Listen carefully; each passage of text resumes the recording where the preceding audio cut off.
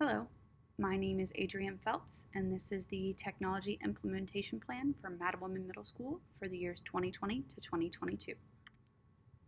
The Bible states that having wisdom and understanding is better than having silver and gold. This comes from Proverbs 16:16 out of the New King James Version. This is important because today's students are coming in with much more technology knowledge than any other kids have ever before, and we must use that to our advantage to teach them the understanding that they need to further themselves in the future. The mission of Mattawoman Middle School is to implement technology across all grade levels in order to engage, enhance, and challenge students to become global 21st century learners. The implementation of technology will ensure that the diverse students population are prepared for the next level of learning that will be presented at the high school level. The vision is that all students at Mattawoman will interact with technology on a regular basis. The vision is that all students will become familiar with using this technology within all content areas so that they are successfully equipped within the knowledge to reach the goals of further 21st century learning. Now, when creating this implementation plan, the first thing after vision and mission was I had to come up with goals. Goal 1 is that students will use digital tools to broaden their perspectives and enrich their learning. To do this, the students will be taught how to log into their Office 365 accounts, and then they will be taught how to create, save, share, and collaborate within the Microsoft platforms. Goal 2 is to provide educators with specific content training that allows for successful implementation of technology within the classroom. This is really important because a lot of teachers do not necessarily have technology knowledge and are not comfortable with using it, and how can we teach students to use it if the teachers cannot? So to do so, we're going to give content area training in the areas that the teachers would need, such as Microsoft programs and Discovery Education, which is the online textbooks. Goal 3 is that leaders and educators will develop and maintain partnerships with and collaboration within the community to fund the use of ICT and digital learning sources. Now, this is important because we need to keep all stakeholders involved, and especially parents. So we're going to teach parents how to use the web-based programs and access class websites and the student grade portals and all of that. The next part of the tip is the needs assessment. At the beginning, we have to focus on the strengths. The use of educational technology enhances both skill and cognitive characteristics of the learner. Now, when looking at the strengths of Mattawoman, we have a lot of technology in the building. We currently have 3 computer labs and 90 desktop computers, 2 laptop carts, and 1 iPad cart. And we also have projectors in every room. Our internet is ready for one-to-one devices, but we just quite aren't there yet. But everything can be accessed at home, including things like Khan Academy, Code.org, MobyMax, and things like that. The next thing we looked at was weaknesses. The biggest weakness is a lack of technology within the school. And that's a problem because there's just not enough. There's over 1,000 students and there's only about 400 computers, and that becomes an issue to use. And also, there is a lack of teacher training. A lot of the other teachers don't know how to use the online tech manuals and the things like that. So that is a weakness that needs to be addressed.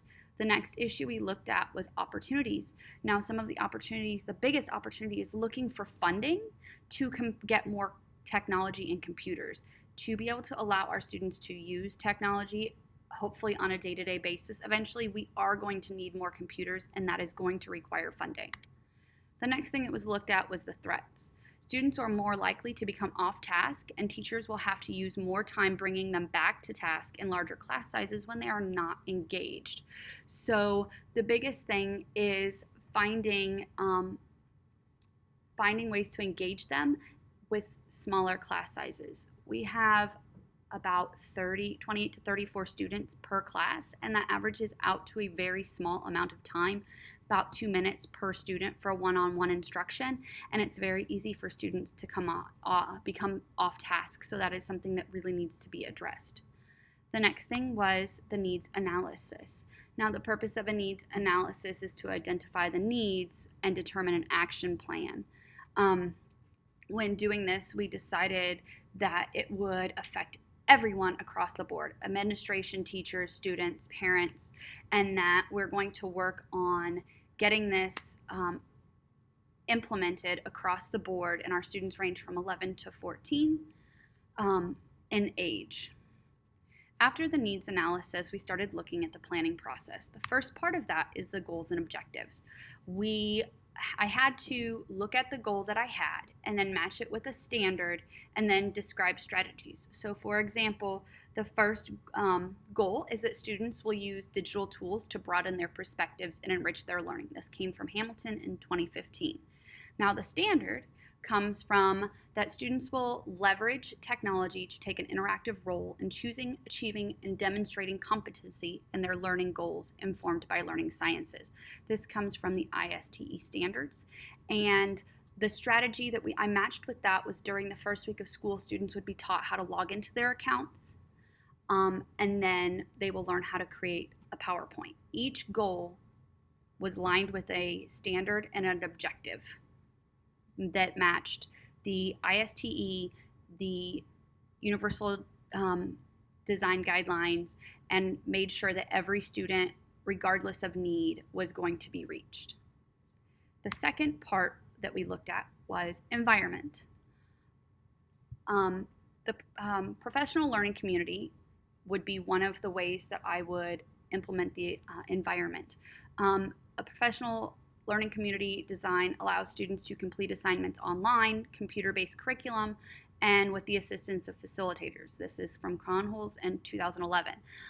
Students that follow this are able to access everything from home, and that way if they miss school, they're not really missing school. The other part would be a blended learning environment, which includes both personalized instruction and use of online tools. The next thing that I looked at was student engagement. A lot of times students need to become engaged in the lesson. If they're not engaged, they're not learning. However, to become engaged in a technology lesson, they need to understand how to use technology. So the first thing would be teaching them how to access the materials so that it takes up less instruction time, getting them on point. After that was looking at application tools. Students will need things like laptops, desktops, iPads with internet connectivity. We're going to need to save money. Teachers will need to be trained throughout the year on how to use these things. And the result would be that students will create a PowerPoint within the first month of school that explains how to access documents within Office 365 or Discovery Education, and they're going to present it to their classmates. After the planning process comes implementation. The biggest part of implementation is the budget. First, I looked at what are we going to need? We need more computers. So I looked for about 40 more computers at an average cost of $170. And then training was the second part of that, and it would cost about $100 per trainer for 50 lessons, which is a total of about $11,800. The next part was the professional development plan.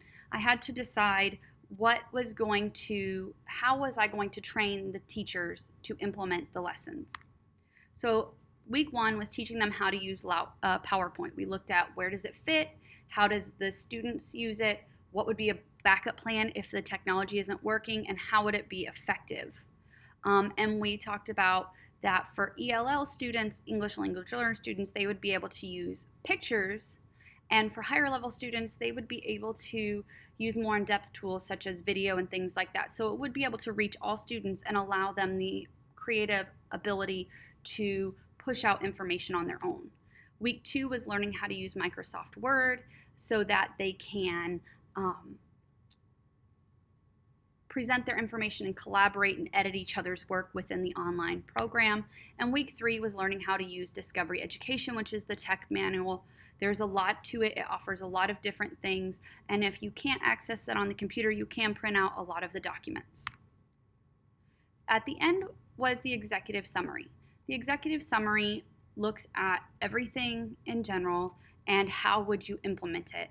So we decided that I would match the ISTE goals with the Maryland State goals, and they would be reflected in the plan as it moved forward. It's created for students with modifications and adaptations in mind. At the end, we looked at the crosswalk of goals, which matched up the ISTE goals with the Maryland standards and the Universal Design Guidelines.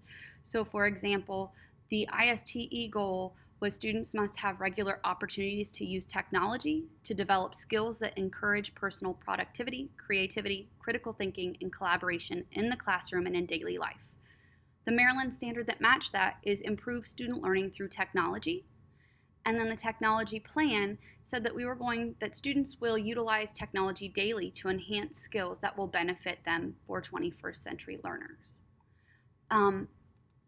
As I created this plan, I looked at how would it benefit every stakeholder involved, every student, every teacher, every parent, and we tried to match that up so that eventually it's a daily use of technology for everyone and includes collaboration. Please see the next slide for references. Thank you for watching my tips.